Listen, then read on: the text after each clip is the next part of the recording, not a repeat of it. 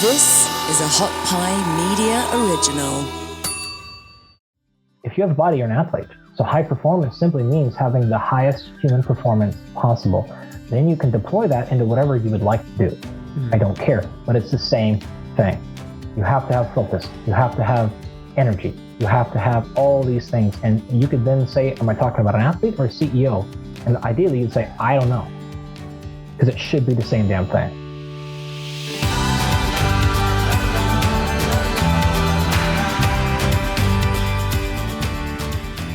Hi, I'm Erik Korem, and this is The Blueprint. I've spent my life helping Olympic gold medalists, NFL and NCAA athletes be the best at their craft. Now I'm taking that experience and translating it into your life. This podcast is for busy professionals and household CEOs who care deeply about their family, career, and their health. There's an ocean of content to wade through, but I do the heavy lifting for you and distill cutting-edge science, leadership, and life skills into simple tactics optimized for your lifestyle and goals. Dr. Andy Galpin is the director of the Center for Sports Performance at Cal State Fullerton and is a performance coach for numerous Olympians and UFC stars, including Lauren Murphy, Brian Ortega, Scott Holtman, and the 2020 Cy Young Award winner, Trevor Bauer. In this episode, we discuss optimization versus adaptation, resiliency versus sensitivity, and how to prioritize your life for high performance. Hey everyone, I have one ask for you today. I've been studying the growth playbooks of the best podcasts, and the number one thing you can do to grow your show is through reviews. This takes less than 60 seconds, and it's critical for podcasters like myself. It would mean the world to me if you could head to the Apple Podcast app and leave a review on the show. My goal is to go from 60 to 150 reviews in the next 2 months, and with your help, I know we can do this. It's time for the It's Freaking Awesome Story of the Week, brought to you by The Festive Kitchen. Every week, we highlight stories of people who went above and beyond and thought about someone else before themselves. Now that is freaking awesome. This week, we're featuring Orion Jean, a 10-year-old boy from Fort Worth, Texas, who is sharing his love of books with children everywhere. In 2020, Orion won a student kindness contest and used his $500 cash winnings to buy toys for a Dallas Children's Hospital. Since then, Orion has devoted his time to spreading kindness. Through food drives and donations, Orion has collected 100,000 meals for families across Texas. Now, Orion is focused on getting books to children who may not have them at home. He's asking people across the country to donate their used books to him so he can send them to children who need them. Orion has 120,000 books so far, but hopes to have 500,000 by the end of the month. That is amazing. In an interview with CBS News, Orion said, "It's all about my moral duty to help people. It's my responsibility to be able to see these people who need help and know that I have the resources to help them. Big thanks to Orion for his freaking awesome work." But before we get to my interview with Andy, I want to let you in on an exclusive free offer just for you. Tell me if you know this story. You go out and spend hundreds of dollars on a fancy wearable device hoping that it will help you achieve your wellness goals, and then it ends up in your sock drawer. Sound familiar? Or how about this? You follow those cookie cutter clickbait health recommendations like walking 10,000 steps a day, and all you get is anxious and demotivated when life gets in the way and you can't hit that magic number. It's time for an evolution of expectation and results, and that's where AIM-7 comes in. AIM-7 sets busy people free to live their values every day by building lifelong healthy habits. We use the health data from your Apple Watch to create small, scientific, personalized recommendations for whatever you want to do. Sleep better, increase your energy, reduce your stress, or lose weight. If you're ready to finally unlock the power of your Apple Watch data, then go to www.aim7.com. That's AIM7.com to get early and free access to our exclusive program. AIM-7 starts small and starts with you, your health data, your values to get to your thriving life. But now it's time to lean in and learn from the best. All right. Well, Dr. Andy, it's great to have you on today. Thanks for joining us. Yeah, it's a pleasure to be here, and I'm looking forward to the conversation. Kind of serendipitously, I reached out through our common friend Lauren, and you ended up in my house, which was kind of funny, and we got a chance to connect there. But for our audience, you do some amazing things in multiple areas. Can you please explain like what you're doing at CSU Fullerton and what you do with professional athletes? My official day job is I'm a full professor at Cal State Fullerton. So I guess you can think of my career in three separate areas. So area one is the Cal State Fullerton stuff. So I run the Center for Sport Performance. So we've got laboratories within that, and this is classic academia stuff. And so we study anything that falls under the umbrella of human performance. So this could be biomechanics or exercise physiology, muscle biology, my specialty, vertical jump, like all the classic things. So, part one is kind of the scientist, if you will, and doing the things in sport performance scientifically. Part two is, of course, I teach as well. So I teach at the graduate level, strength conditioning, program design, sports nutrition, these types of things.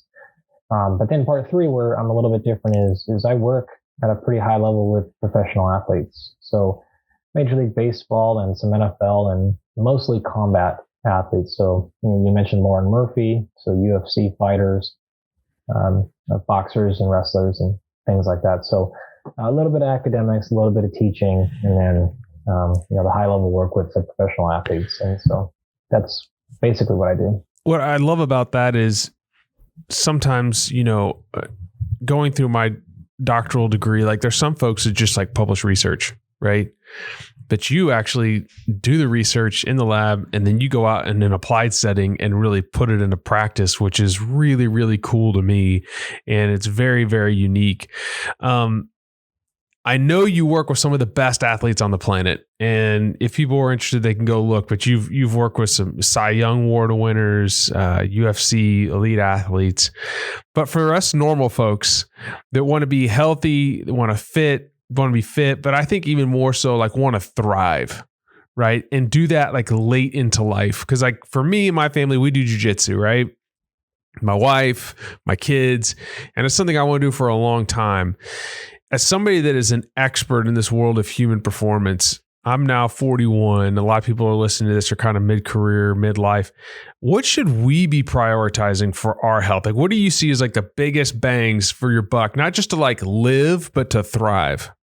How much time we got here? We got about an hour. That's a long question. I'm going to ask you, can you qualify that a little bit? Because there's so many areas I can go here. I don't want to get way off track of it. Okay. Let's talk about mentally. Because this is, I don't think, is talked about enough. Like thriving cognitively. What can we be doing to be on our A game? Yeah. So I guess maybe I'll start by describing a little bit more about how I typically work. So, my PhD is in human muscle physiology and biochemistry, right? But of course, I work with athletes, and athletes have brains, and this is one of the, I guess, the joys of human performance. I find is the fact that we tend to do research and we teach and we think systematically as the human body in systems, but we don't think systemically. And so what I mean by that funny wordplay is, we think about what's the research say on optimizing muscle growth, or what's the research say on, improving serotonin for sleep or whatever. Mm-hmm. But we don't think about how the human experience is lived. And so when you go to put these things in practice, it's like, well, that may be true, but it's blended across or balanced out with their strength training or their performance supplements or any host of things. So I say that to say, muscle biology is my expertise, but we have to deal with the human and we have to deal with this. So when I work with an athlete, if I can come in and I look at the entire system, right, and I look at everything that's going on, and typically how I break this down is there are what I call problem identifiers and solution providers, right? So a problem identifier is typically someone like me. And so I can scan the entire system, if you will. And by that, I mean the system in which you're operating, your body, your lifestyle, your practices, your psychology a little bit. But I'm not a world expert in any of those areas. So I was sort of joking with you before we started recording. It's like, I do so many things, but I'm shitty at all of them. And that's, I'm sort of serious about that because I'm not the world's foremost expert or anywhere close to enhancing cognitive function. But I know a decent amount. Right. Having said that, if I come across an athlete who I'm like, man, we did the top 3 or 4 or 5 most common fixes, and this is not helping, then I will outsource and we'll hire somebody. We'll go find someone in my network that is elite at that. And those are your solution providers. Right. And so I think it's important when you're working with individuals to figure out which of those are you, right? Are you the world's foremost expert in improving big toe function? Well, great. Then probably you shouldn't give people cognitive advice. Right. Like stay in your lane as the world's best. And then when I come across an athlete, I'm like, damn it, we got a big toe problem. I know for sure I'm going to dial you up and you're going to get that. Right.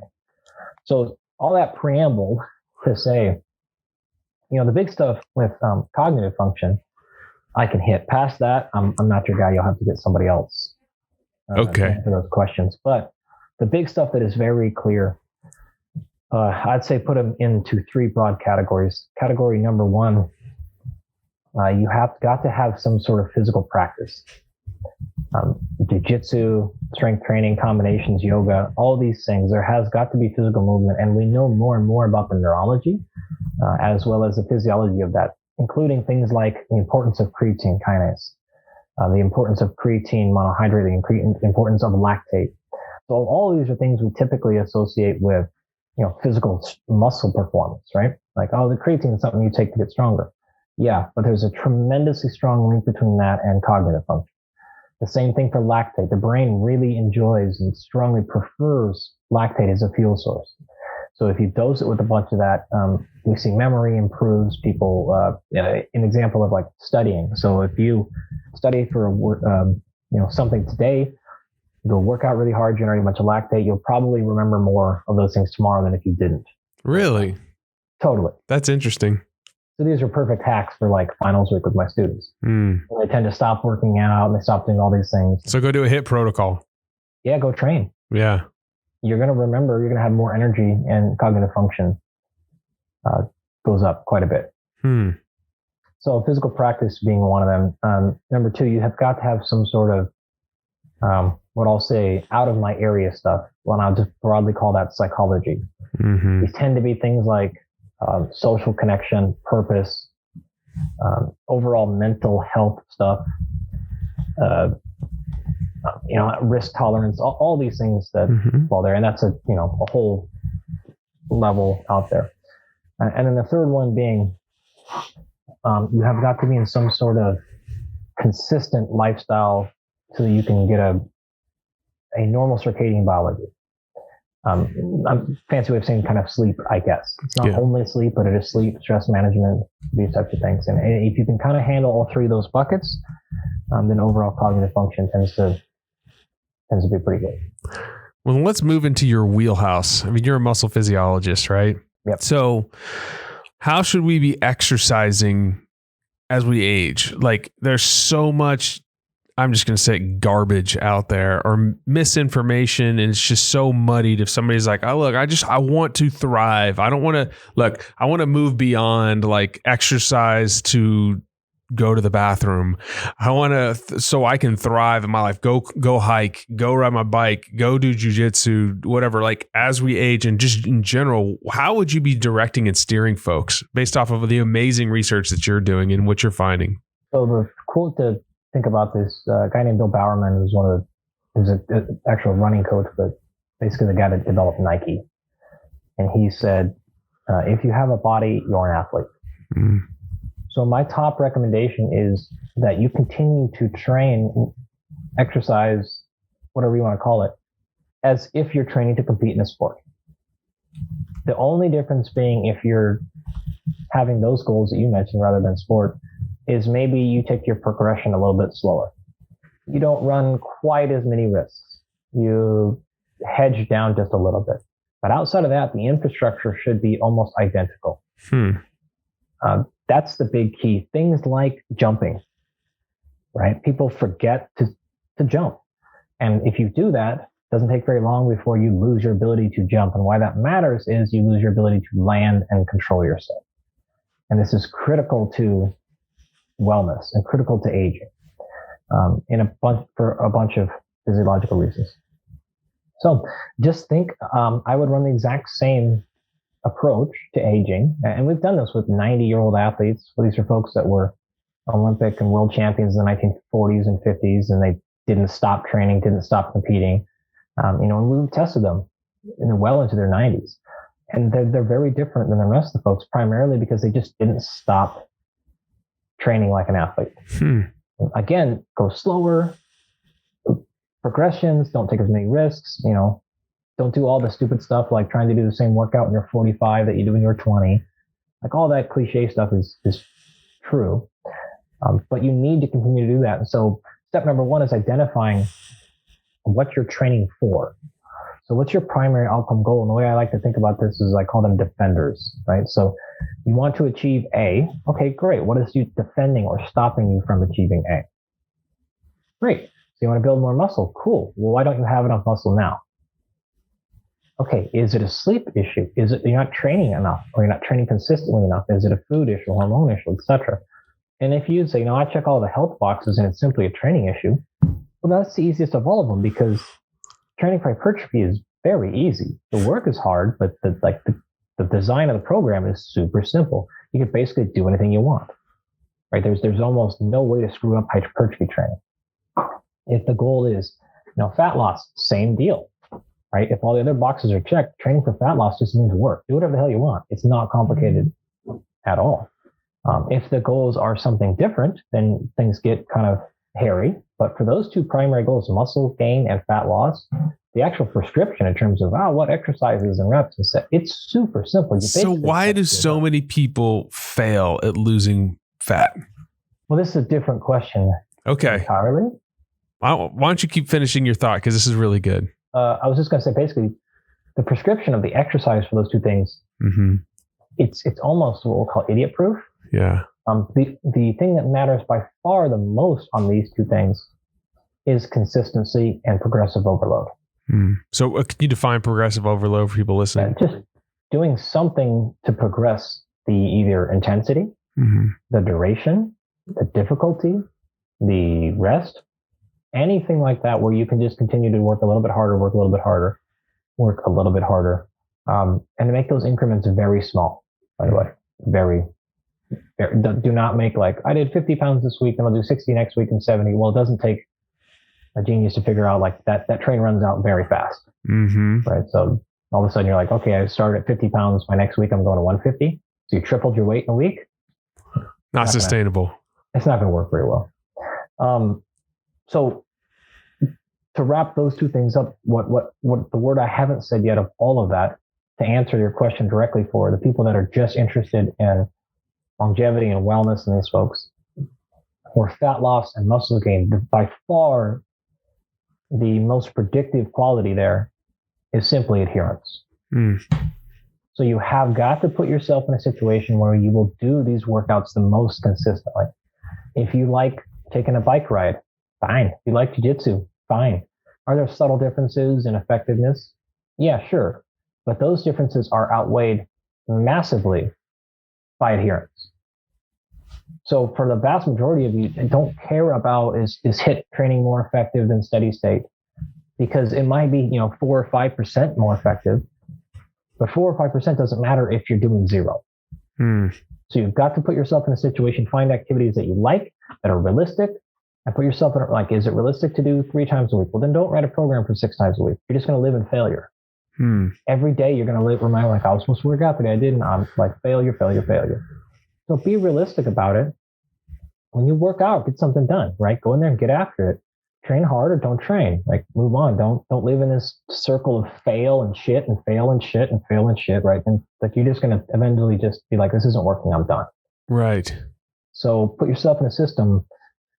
You want to do free weights, fine. You want to do CrossFit, fine. You want to do machines, treadmills. Those details don't matter as much as people think relative to, are you being consistent over 6 months, 8 months, 12 months? And then are you gradually progressing, again, a little bit heavier weights, a little bit higher heart rate, a little bit longer time, whatever the case may be, a little bit bigger range of motion. All those ways are different ways and combinations of ways. And just to answer this while we're here, there's no magic recipe of, well, should I increase weights or should I decrease my rest? or should I do both? It honestly doesn't matter. They are different. Mm-hmm. So like super nerds for program design, like we can talk about the fun differences. For most folks, pick one. Do a combination of both. Okay, should I do more sets or more reps? I don't know. What do you feel like doing? It's not that these things don't matter, but for most of you folks, either of those represent progression, and it's going to be fine. So typically higher reps, more hypertrophy, less strength. Typically lower reps, less hypertrophy, meaning muscle gain, right? And more strength gain. But, of course, we have a whole scientific field of this, so it is more complicated than that, but that's the major take home. We're so grateful to the Blueprint's title sponsor, The Festive Kitchen. The zany creators at The Festive Kitchen set out to create the perfect sweet, salty, crunchy snack with just a little heat. After attempting numerous flavor combinations, they started sharing samples with family and friends who would ask, "What is the name of this snack?" Since there was no name, they answered, "I don't know, but it's freaking awesome." Hilariously, the name stuck and a new product was born. It's a snack and it's freaking addicting called It's Freaking Awesome. You can order online now at shop.festivekitchen.com and itsfreakingawesome.com. Trust me, this snack is as cool as it sounds. Brace yourself, you'll be ordering frequently for your monthly freaking fix. The good news is they now have a freaking monthly subscription. Again, it's available at shop.festivekitchen.com and itsfreakingawesome.com. That's ITSFREAKIN awesome.com. I heard you talk once, I think, about optimization versus adaptation. I would love to hear you dissect that again, because that is a great concept. Yeah. So when we're making decisions about what we're doing for sleep or supplements or training or work or food, lifestyle practices, to me, these are always bigger decisions, right? So this is really what I'll do for an athlete is the vast majority of the folks are always fixed on immediate gratification, right? Another way to think about this optimization versus adaptation is immediate versus delayed gratification. So maybe we'll start there. We all recognize we need to have a balance between those two things, right? So if you did what in this current moment gives you the most immediate gratification, you'd stop working, you'd turn your PlayStation on, like you'd get some donuts. This is what's going to make you feel the best right now. But hey, like the best thing right now leads to long-term consequences, right? So we all know, and this is a part of child rearing is, and you can speak to this more than I can. As you have, 1 and 2 and 3-year-olds, everything is immediate gratification. And eventually we have to teach them sometimes we have to have delayed gratification. So things that suck right now maybe lead to better outcomes down the road. And this is exercise. This is working. This is waking up or, with your alarm clock. This is all the things you do that you don't want to do right now, but you know that there's a bigger, better purpose down the road. So if you always choose immediate gratification, we have long-term consequences. But the flip side is if you always choose delayed gratification, you're never present. And this leads to all kinds of anxiety. This leads to unhappiness, unfulfillment, because no matter what happens, there's no immediate joy. You're always worried about what's later, right? So you work on something for 8 months and you're so happy and you launch it, and then you're already immediately thinking about what's going down the road. Well, if you do that, you'll never actually ever enjoy any of your projects because you'll always be 6 months down the line, 6 years down the line, 6 years. So if you've never, ever had a donut in your entire life because you wanted to optimize cancer prevention, you'd probably live a pretty unfulfilled and unhappy life. And so we don't want to have more immediate or delayed gratification. We want to understand a balance and then be judicious in when we choose immediate gratification versus delayed. So we need to choose both. Well, with athlete development, it's the same thing. Are we optimizing for the current moment, or are we looking for long-term adaptations? And the vast majority of folks, again, that are amateurs in this area, they tend to see a study or they hear a thing that's like, I took this and I felt great. Okay, you felt great today. But what did that do to the adaptations that we're looking for 6 weeks, 6 months, 6 years down the road? I'm focused on, I'm paying attention to both. So in the case like Lauren, we had to do things year one that were not going to optimize her for year one. But we knew like we have some serious progression we need to make here. And I want to make you the best fighter in the planet 4 years from now. And that's the investment she made. And then, hey, look what happens. 5 straight fights, fighting for world title. And I've done this with countless athletes. So sometimes you have, along the way, it's like, okay, we're in year 1. We're really developing things for year 2, 3, or 4, but then we got to fight. Okay. Now in fight camp, we switch back to a little bit more immediate gratification, more immediate optimization, because you have to win this fight. It doesn't matter what our right. If you don't win, you don't get that opportunity. Yes. Yeah. And so it's understanding in the case of fighters when to switch from an immediate optimization current moment to long-term development or adaptation. So, and we even have this in the macro. So if we're 12 weeks away from a fight, we're probably in the first 4 weeks going to be choosing delayed gratification mode or adaptation, right? So we're doing things that cause adaptations 12 weeks from now, but you're not going to feel the best every day. I'm not going to maximize your recovery. I'm not going to maximize, your supplements so that you aren't as sore. I'm not going to block inflammation because these are the drivers of long-term adaptation. So it's going to suck the first month, but then as we get closer to mid-camp and certainly the last month of camp, we're going to flip and we're going to now start maximizing recovery. We're going to hedge towards adaptation. So if we're looking at some metric of recovery, like heart rate variability or whatever else, and I see your HRV is terrible, but we're 12 weeks out from a fight, I'm not going to give you the day off. I'm not going to back off. We're doing the same workout we had planned. I know you're in the tank, but that's the point. We're trying to cause adaptation. It's not an easy road to adaptation. However, if that same HRV showed up 3 weeks from a fight, then we're probably going, oh, okay, we're supposed to be peaking a little bit right now. So we're going to dial this back just a little bit. So we don't have uniform answers for how we approach, again, pick your thing, recovery, supplement, sleep, whatever. We have to be thinking more carefully about what do we try. It's exactly like I started with, like, what's the goal here? What's the goal of this fight? What's the goal of this month? What's the goal of this week or this individual session? Those are always in my mind, and I script all that out for our athletes. In addition to what's the goal of this year? What's the goal of this month? And all this is scripted out in front of me. And so I can choose, this is a time for adaptation. This is a time for optimization. And we're going to hit our goals with, like the Olympians. We have to keep the 4-year cycle in mind. So we can't even optimize them every year. We have to make sure we do what's best so that 4 years from now, or in our case, 3 years from now, that they're peaking. So this is such a great concept because I don't think most people ever think about the short and the long term. Yeah, it's very important. Like I have these long-term health goals. Like for me, I want to be in my 60s, like hiking, and like that's where I want to be in the mountains a lot, right? And I want to be doing a lot of these things. So like, what is it going to take now so that I can get there? Well, I obviously can't have too much orthopedic trauma, or I won't be able to carry a backpack. I also want to be sharp mentally, and I want to be at my best, like peaking then. So like, what am I putting into my body now? How am I taking care of my sleep? And, but then there's like short-term things, like short-term work projects where, I'm having to put in a lot of work. Or I can think of my friends, you're starting a business and maybe you are a little sleep deprived. That's going to be okay to an extent because you have to get that done. Yes. Okay. So I'm going to interrupt you here. Yeah. It's my show, not yours. Okay.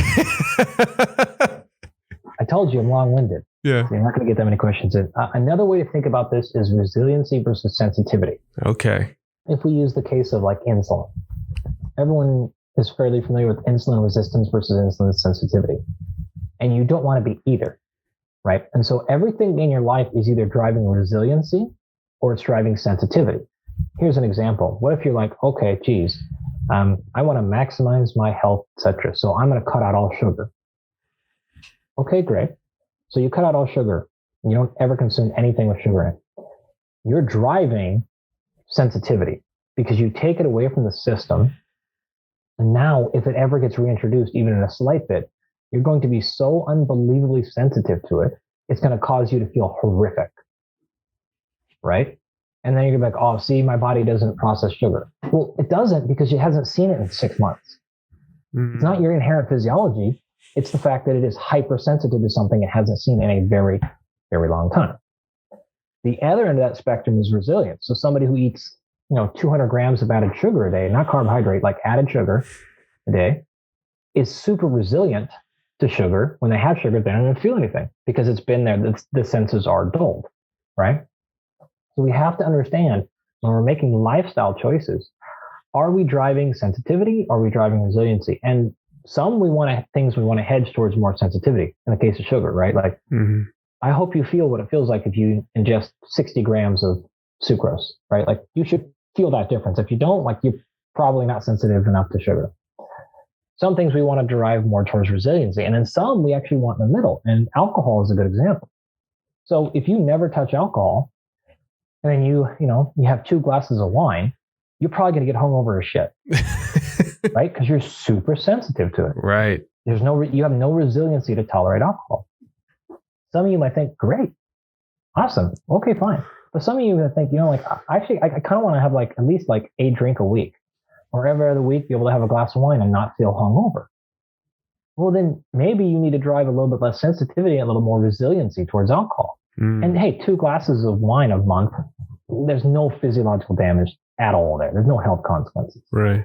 But if you're like, it's great with my wine or because of my religion or my culture or my whatever, the thing like that, I just like it. Great.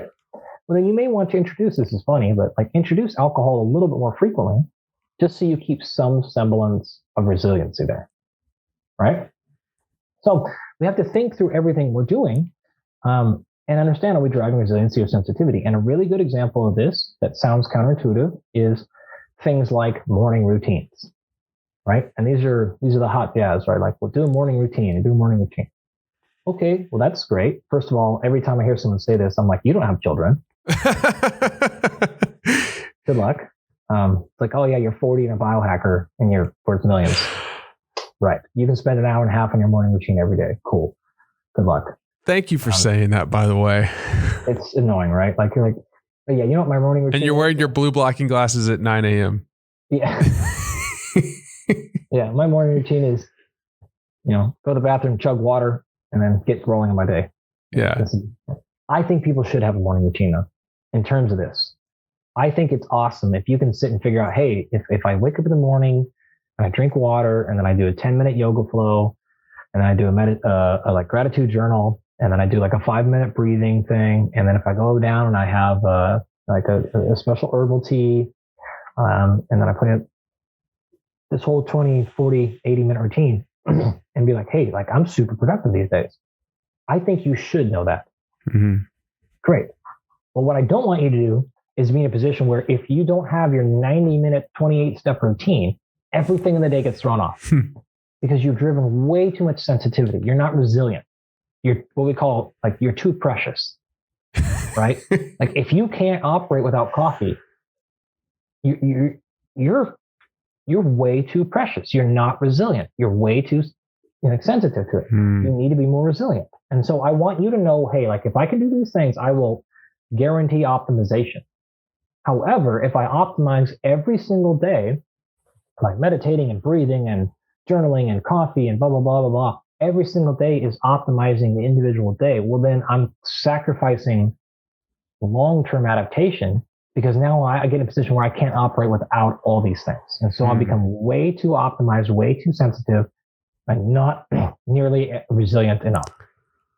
And this is where people run into problems is because like that, yeah, you get super sensitive, but when you get thrown off the routine, you're a train wreck. And life is going to throw you off your routine. I mean, the virus, pandemic, like you're going to get thrown off your routine. Kids, you're going to get sick. Like something's going to happen. Business partner's going to cheat you out of something. I mean, and if you're always super, super, super sensitive, you can't handle any resiliency. Being too resilient is a problem either, right? Because then you're dull and you don't even know what good feels like because you're not sensitive. You don't know how terrible you feel every day because you just get up and make shit up every day and it's different. So you're too resilient. You don't even know. And if I guarantee you, I can say like, hey, we have a super important meeting a week from now, or business thing. I need you to spend the next 5 days like optimizing your stuff to feel as great as possible. If you're so resilient, you're going to even know what to do. Like I don't know, I guess I feel good at kind of every day. Like, no, you don't even know what great feels like. And so this is what, like, we need to think about these things in terms of, again, what are my choices? Am I taking supplements that make me feel amazing every day? Sure. But because of that, I'm allowed to get away with bad lifestyle choices. Vitamin D. Oh, yeah, vitamin D, great. Is it? Or using it as an excuse to be like, I got my vitamin D, therefore I won't do a better practice with, like, go outside today. Mm-hmm. Right? That's another example of you think you're doing something to improve your health and performance and function, but really too much towards immediate gratification, which is, say, the better health practices, I need to spend 15 minutes outside a day. That will resolve my vitamin D and so many other issues. That's probably the better choice. But hey, going back to wrap up my example, you're like, hey, I'm building a business right now. And right now, this is my top priority. I've got to go, cool. Maybe vitamin D is great. I'm not going to get outside the next 8 weeks because I'm locked in to build this thing. That's good. I think you should do that. I think it's really important that people go through short periods of just insane focus. I think it's incredibly important. You just have to match that on the backside. Mm-hmm. Saying, I gave myself 8 weeks or 8 months or whatever it's going to be. I hit that number. I hit the goal. And now I'm not going to let greed and excitation like take over. I'm going to go, no, I have to pay this back a little bit. So now I'm going to step back. I'm going to cut the work hours down an hour. I'm going to add back my workout. I'm going to add back the breathing routine. I'm going to add back like seeing my kids for an extra half, whatever it's going to be, right? Because you can't just run. Like that's too much immediate gratification. It's not enough delayed gratification. So when I hear people say things like, hey, if you're an entrepreneur and you get an opportunity, the answer should either, if it's not hell yes, then it's hell no. That's terrible advice, right? Because at some point in your career, early, the answer needs to be hell yes to everything. Now, once you get to a position higher, then you can start choosing yes. And then eventually when you get to a high enough position, that's perfect advice, right? So if it's not an amazing opportunity, then it's gone. It's just another example of saying sort of the same thing, right? You have got to think through where you're at, where you're going. And we have to keep all this stuff in mind as we're making all of our decisions. And we actually have a system for non-athletes, by the way, like the executive folks, of understanding kind of all this balance. And I'm happy to go into that. Yeah, please double click. Let's go. This podcast is sponsored by BetterHelp. A new survey by the American Psychological Association has found that nearly half of parents say they are more stressed now than before the pandemic, and over 60% of adult Americans have experienced undesired weight changes, all because of stress. Is there something interfering with your happiness or impacting your mental health? Now is the time to take action. BetterHelp will assess your needs and match you with your own licensed professional therapist. You can start communicating in under 48 hours. It's not a crisis line. It's not self-help. It's professional therapy done securely online. There's a broad range of expertise available, which may be not available where you are. This service is available for clients worldwide. You can log into your account anytime and send a message to your therapist. You'll get timely and thoughtful responses. Plus, you can schedule weekly video or phone sessions, so you won't ever have to sit in an uncomfortable waiting room, as with traditional therapy. BetterHelp is committed to facilitating great therapeutic matches so they can make it easy and free to change therapists if needed. It's more affordable than traditional offline therapy, and financial aid is available. BetterHelp wants you to start living a happier life today. Visit betterhelp.com/blueprint. That's BetterHelp, and join the over 1 million people who have taken charge of their mental health with the help of an experienced professional. In fact, so many people have been using BetterHelp that they've been recruiting additional therapists in all 50 states. BetterHelp is giving a special offer to the Blueprint podcast listeners. You can get 10% off your first month at betterhelp.com/blueprint. Okay, so this is my friend Kenny Kane, who is a longtime gym owner. He's also, I'd say, he's different. He's interested in actually making changes and improving lives. And he quickly realized that, hey, showing up 3 times a week for a CrossFit workout, like some people are getting better at the CrossFit workout, sure, but we're not changing lives. What these people need are systems that encompass everything, right? And so what he does is he uses what he calls the Quadrant Model. And he says, okay, basically you can imagine, and you can make these own quadrants up, by the way, but this is the one that we use. So quadrant 1 is your physical health. Quadrant 2 is your recovery. Quadrant 3 is your work or business. Quadrant 4 is your family. And you have to sit there and say, okay, Eric, we're going to focus for 3 months. Okay, great. We're going to 3-month period. This is all we're looking down the road is 3 months. And you have 10 total points you can spend. How do you want to spend these points up across the 4 quadrants? And here's what everybody does. I go 2. I don't know. I'll go. I really want to get better. I want to lose some weight. I got to figure out this thing. I got to get this hip fixed up or whatever, like the shoulder. I'm going to take care of this. Go 3. No, I'll go 4 into health, 4 into physical health. Yeah. Okay. And then I know important recovery is important. So let me go 3 into recovery. But like my business, like the pandemic, like okay, so 4 into my business. And then, my family, no, I love my family. So let me go 3 into business and my 3 in my family for sure. Like, okay, that's 14. Yeah. So you have 10. Try again. They're like, shit. And what ends up happening is they have to consciously put 1, oftentimes 1, or maybe 2 into one of those categories. So you got to stare me in the face and tell me that you're only going to give 20% of your effort and soul into either your family, your business, or your health. And it's really, really hard. But that's what you're going to have to do because the numbers don't add up, right? You can't go 3, 3, 3, 3. That's 12. You can't go for geez. But this is something that's going to make them critically clear what we're trying to do, right? So you want to go 3 into your physical health. Great. You want to go 2 into recovery. Okay, that's 5. Whew, boy. You're going to put the same 3 in your business that you're putting in your physical health? Yeah, 3 and 2 in your family? So your health and your business are more important than your family? Well, sometimes they have to be. Sometimes you go, look, the next 3 months. That's really hard to wrap your mind around. It's so difficult, right? Mm-hmm. If you don't do this, though, you know what's going to happen, right? You're going to burn out because you're going to be trying to go into all 4.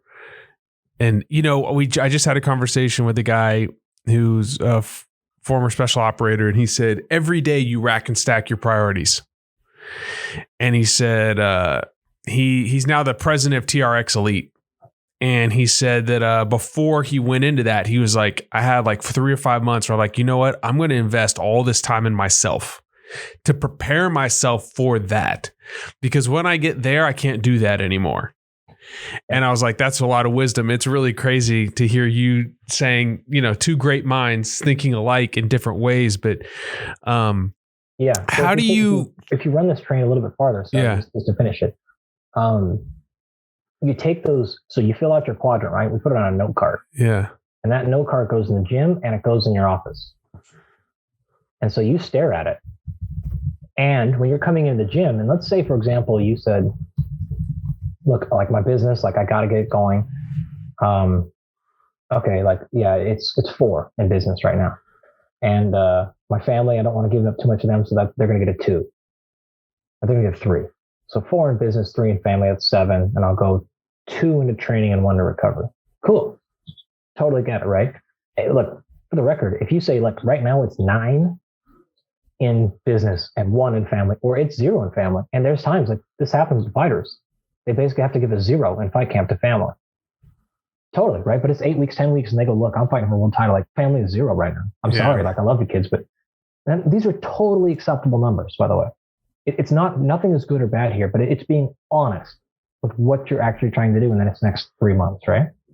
So let's say the example I gave, 4 into my business, 3 into my family. So 4 and 3, and 2 into training, 1 to recovery. These are pretty common numbers, by the way. It's like probably the most frequent spread. Cool. So for the next 3 months, you're doing 20% effort into training. So let's be realistic about what's going to happen in the next 3 months in terms of adaptation. It's fine, but you're not going to lose 18 pounds of fat and gain 20 pounds of muscle with a 2 out of 10. So right now we're going to do the best. You know what? Maybe we're going to take this time and let's fix up that nagging shoulder injury. Let's work on positions. Let's work on your technique a lot, right? So we get better at squatting, we get better at running. Let's get these positions better so that when the next quad comes and we're ready to shift some burden up to training more, we've built the foundation so you can just get going. And we don't have to step back and go like, okay, you're broke, you're bent, you're hurt, you suck at moving. We can't do anything without it hurting. Boom. So that's how this quadrant actually becomes helpful. And if you run this thing 4 times, so you just do like with business folks, like the quarter. Once a quarter, yeah. That's why we do the 3-month thing, right? Next quarter. And so you sit down at the beginning of the year. So Q1 is going to be, here's our numbers, Q2, Q3, Q4. And we know, okay, like Q2, I'm getting after it training wise. Q3, I'm going to back up and I'm going to, actually it's the summer. So my kids are out of school. So family's going to go higher Q3. Cool. And then when you show up to the gym every day, or we show up to our business meetings or whatever you're doing, it's like, you're going to hold each other accountable. Like, dude, you said it was 3 for business this quad. You've missed this with your kid. You didn't do this. You're not showing up to training because you had a business meeting, blah, blah, blah, blah. Like, you're not holding tight. You want to change the priorities? Fine. We'll change the numbers. But right now you're full of shit because you said it's going to be 2 in business. Right now you're giving 7 in business. So you have to make a decision here. What are we going to do? If it's going to be there, cool, it is. And it's really helpful to people for setting honest expectations. And then you're not disappointed and unrealistic with what's going to happen, because you can't get 10 out of 10 for all these things. You can't be the best dad ever, build a $1 billion business from scratch, lose 55, like none of these things, and also be able to recover from that training appropriately, right? And getting massage and body work and chiro stuff or whatever else you're going to get. So let's set expectations. And then it's just very easy. You just have to make sure somebody's there holding you accountable for those numbers. I love this, man. This is like fantastic. I'm going to put this to practice in my personal life for sure. And then I think the next part of this is like, you got to communicate this to, I was just thinking like, if I make this card, my wife's got to know, and maybe she and I should do this together. You have to, and it needs to go on your refrigerator. Right. So that's what I mean when I said like you put it at the gym, but you could also transmit that to like in front of your spouse. Like if you have a family, this has got to be a family decision, right? Because then you sit there and every time, your husband's nagging at you, be like, hey, like you need to spend more time with me, but you can feel like, look at the card. Like we decided on this as a family, right? Like I know like, but this is right. It is like, we're trying to, like, I got to get this promotion or whatever the thing is, right? Like we said we were going to work out more. We're not doing it. We're watching more Netflix. Like we're not being honest to the car, whatever the thing is. So yeah, a family decision. And of course, depending on if you have children or family members or whatever, it's just very easy for you to communicate. Like you're not being a jerk. It's just like, this is my card right now. Like, I'm sorry, I'm not going to come to this barbecue. I know it's your, 6-month birthday, like whatever. Like, yeah, I got to make tough choices right now. I'll be back, but this is it is because I'm out of shape. I feel like I'm dying. Like I have to make better decisions for my health right now, or I'm not going to be here. So, and the thing I'm thinking in my back of my mind is like, okay, so let's say you put a 4 on, let's say you put a 5 on, a 4 on business or whatever, and you're prioritizing your work, your family, physical health, and recovery down on the line. That doesn't mean that you are eating like garbage. That doesn't mean that you're not hydrating. It doesn't mean that you're not going to sleep. Maybe like I'm thinking to myself like, okay, if I switch these around, I would take more walks. So I could do calls while I'm walking. I could get a TRX and put it in my house, right? And like, I'm not going to go to the gym. I'm going to hit 45-minute workouts. And I'm going to microdose some stretching and different things throughout the day, right? For soft tissue or whatever. But when this time comes, now I'm going to reinvest more effort in and then you know what it does? It removes guilt. Yes, 100%. I'm thinking 100%. Through this. I'm processing this as we're talking. Yes. It's guilt from not being around your family. It's guilt from not doing that extra email. Yeah. It's like whatever the thing is, it's not guilt because you're like, this is the plan. Have you, and of course, are you going to write this up in a book with your buddy? Probably not. Oh, dude, this, if you wrote this right, the Quadrant Model, I mean, it would be like the new book and you'd be doing podcasts like this all the time. But we did, he described all this stuff in one of our podcasts, one of the episodes of ours in the last season. But I don't know if he's not really, he doesn't have social media. He doesn't do it like he just wants to work with people. And well, I'm really thankful that you are talking about this because this is going to help a lot of people What a great idea. I'm going to put it into practice, and I'll let you know how this goes with me and my wife, because we're in a, I'm building a business, and I've just started to realize that like, I can't do it all. I just can't. And there's some things I'm going to need to change so that I can put the eggs in the basket that I want to put them in. And the last thing I need to mention here, though, sir, is before you go put this into practice, there's one major way to please coach me. You cannot have higher than a 3-to-1 training to recovery ratio. Okay. It's not allowed. So you can't put 5 eggs in training and 2 in family, 2 in biz, 1 in recovery. We're going to take a break for just a moment to talk about how you can get exclusive content designed for high performers just like you. If you're looking for information and resources to improve your health, well-being, and performance, then sign up for my free newsletter, Adaptation. Just go to www.erikkorem.com and sign up now. This newsletter is my effort to bring zero-cost, high-performance resources and tools to anyone with the desire to improve. Now, back to the show. So how would you describe recovery? Recovery is all those things, right? It could be taking a day off on Sunday and watching football. Okay. It could be, going to play with your kids. It could be getting a massage. It could be sleeping in. Mm-hmm. It could be going to bed earlier. It could be any of those things. We know recovery is so multifaceted. It could be investing money into making sure you see a body work specialist once a week, right? Yeah, I know I don't have $125 a pop. Well, what would you do? Because now, like, this is the time we're going to do it, right? If you want to train that hard, ideally it's no more than a 2-to-1 ratio. But if you're going to go 5 into training and you're going to go 1 into recovery, burnout, break physically. Yeah, not going to happen, right? So you've got to have sort of things. So we do this one with sleep, by the way, is like a big one. Is okay. I know what sleep's going to happen probably, but if you get 7 hours of sleep for this quad, we're going to commit to 8.5 for the next quad. Period. On average night, like we're going to commit to 8.5 average night, because we're not just going to run this game of like no matter what we do, we're going to get 6.5 hours of sleep for infinity. And we're just changing whether we're using family or whatever to run out of sleep. That's not going to happen. So if it's a recovery, it goes up. That means we are stopping an hour earlier than we did last quad work-wise, no matter what the thing is, right?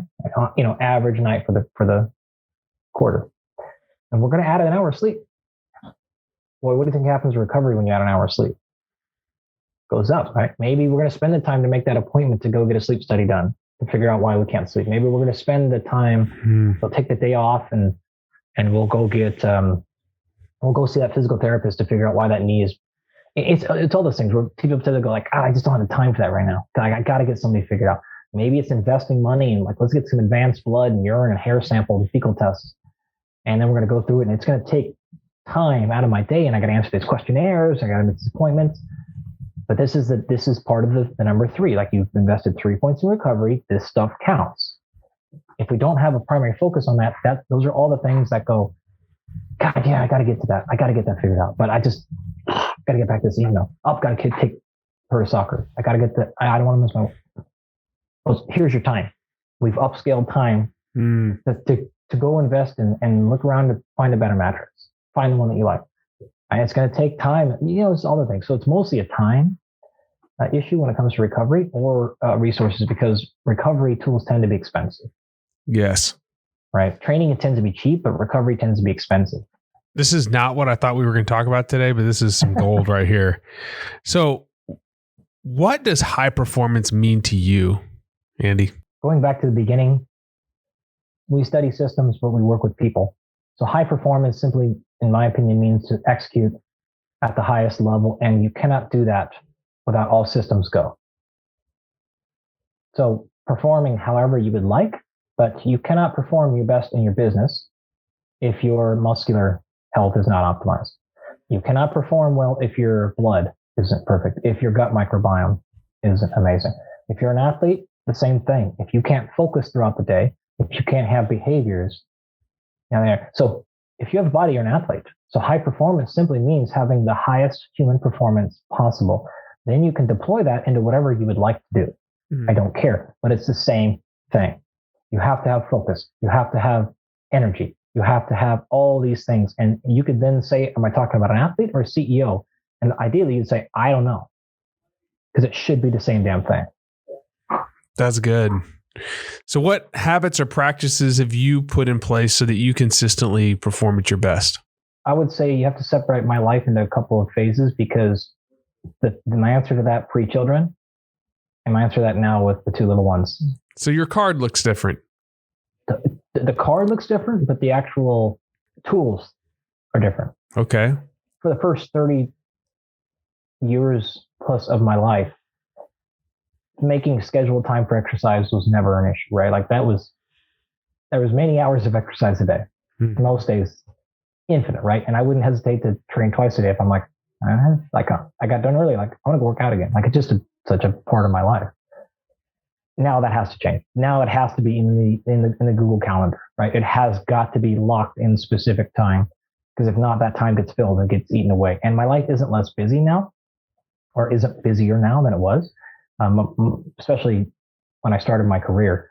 My schedule was filled every 15 minutes, sort of thing, right? So, but I just, like, exercise was an inherent part of that. Now it has to be, because it's just logistics of like, okay, who's going to watch the kid? Shit, we have to have coverage. We have to get like, so I don't have as much freedom to be like, actually, fun enough, like, see this shirt? Mm-hmm. This thing stands for D3 and T, which means drop everything and train. This is like a motto back in the day, which is just like, hey, at some point in the 3 is there for a reason, because it was like you just work, you're building a career. And the D3 was like, hey, no matter what's happening at 3 o'clock, we drop everything at 3 o'clock and train. Right? Cool. So no matter what thing I'm doing, stop at 3 o'clock, we guarantee we're going to work out. Now that doesn't work like that, right? Yeah. So the tools, number one, is like having a more specific, carved out training time of the day, which is incredibly important. Sleep gets taken away from you. It comes out of your control. I've always been a fantastic sleeper. Our sleep hygiene and habits are great. That gets taken away because a kid wakes up in the middle of the night, because a kid, does all these things that these things do. So we have got to give ourselves more opportunity, which means we go to bed earlier now. Like we don't do as much things. Like we don't never slept in, but that's another example of something that just has to be there. I take my analytics much more seriously now, in terms of we will get our blood, stool, hair, urine, all that measured more frequently now, because typically I could just kind of lifestyle engineer away any problems. Well, now I don't have the time, so I have to be more precise. I don't have the time to waste.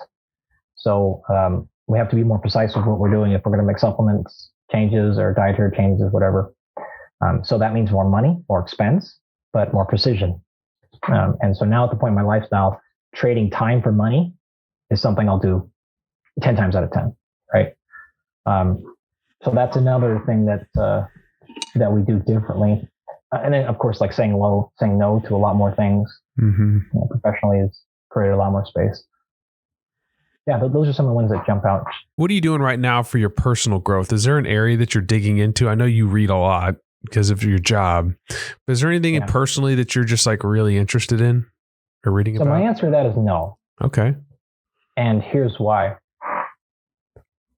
I can't get through the day. I'll put it this way.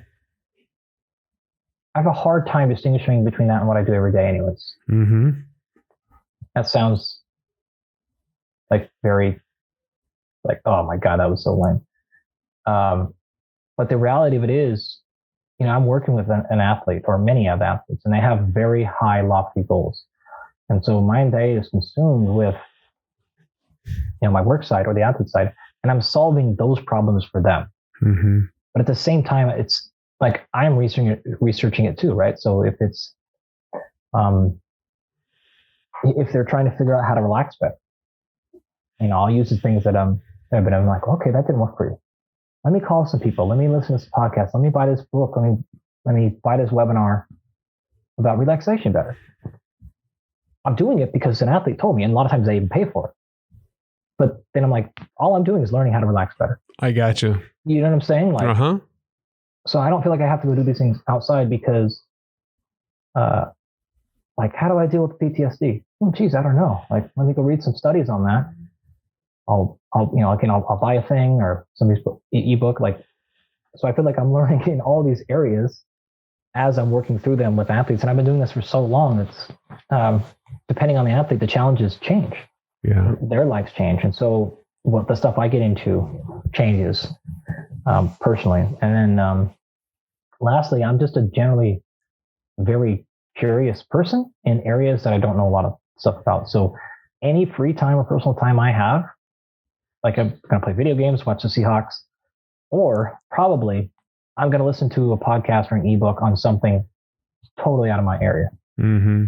I get way more excited about that. So it's not like I feel kind of like a douche saying that, but like, that's just what I just get way more excited about, listening to a podcast on something way outside of my realm.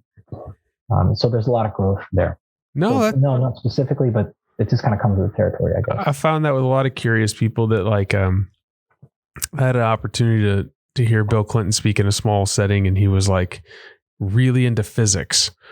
And he just started like going off on physics and like some really interesting stuff. And you're like, never would have thought that you were into that. Or like, anyways, that's just that. I think that's a kind of a commonality between people I find that are really good thinkers, is they're challenging themselves in different ways. Like, I'm going to go learn about zoology and I want to learn about spiders.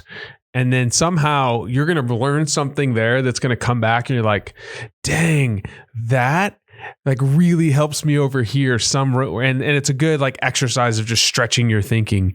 How can people find you, support you? Like where can they find you? Yeah. Social media is the best. I'm reasonably active on Twitter and Instagram. Okay. So those are the places. If you're the type of person that wants to see like the direct research article or something, Twitter's easier, right? Because I can link to the study I'm talking about or something. Yeah. You can go to my website. I'm not super active there, but I kind of try to post everything straight through to the website. So that's an easier way to follow along. And then YouTube. So my entire YouTube channel, all my social media, but my YouTube channel specifically it's just all free education. So the goal of mine is to basically make my entire university curriculum free on YouTube. Oh, wow. And I've been doing this for years. So when the pandemic hit, we went virtual. I was like, cool, because I already got 80% of it up there anyways. Like, I don't really, it didn't bother me that much. That part of it sucks not being with the kids. But so like all my stuff, you want to learn about optimizing hypertrophy and the latest research or micronutrients, the fat loss, like we sort of talked about that. Yeah. Like all these things that are my classes are all up there on free on YouTube. And the model I run is on Patreon. So, I don't want education in things like physical health to be behind a paywall. Mm-hmm. But there's, as you know, there's costs. Yeah. So if you can afford to chip in, that's great. If not, hey, then I'll just keep providing the videos as long as it's reasonably viable for me to do so. So we'll get that link and we'll send it out in the newsletter when we put this out. That'd be a great way for people to help, is like this, I love it when people give away their best stuff for free, and there's nothing. I give away all my stuff for free. So my best and my worst is all. That's good. We're going to get you in your raw form. I love it. Yeah. I don't sell anything. I don't have anything behind a paywall or anything. Everything I do is free. Except for the athletes, of course. Yeah. If you're an elite athlete, you're going to have to pay. For sure. Well, Dr. Galpin, I really appreciate you taking time for us today, and this was fantastic. The Quadrant Model, man, I can't wait to get home and share this with my wife and kind of talk through this and take a real deep dive into what I need to be prioritizing. So thank you. If you want to hear more about that, the Body of Knowledge is my podcast. It's seasonal. We only put out a season every couple of years, 8 to 10 episodes every couple of years, and so I think it's in the last season. Okay. In this Quadrant Model or something, if you guys want to hear a deeper dive from the master himself, Kenny, who made it, not me. That's awesome. Well, thank you so much for joining us today. Yeah, my pleasure, man. Nice to catch up. Take care. If today's podcast enriched your life in any way, please support the Blueprint by following us and by leaving us a review and sharing this with somebody that you know could value from it. Also, please consider checking out the Festive Kitchen's amazing product. It's freaking awesome. It makes for a fantastic gift for a colleague, friend, or loved one, or as a freaking fun snack when you want something sweet and savory to tantalize your taste buds. Thanks for listening. You can find more episodes and all of our other Hot Pie Media originals baked fresh daily at our home online at hotpiemedia.com, the Hot Pie Media YouTube channel, or wherever you listen to podcasts.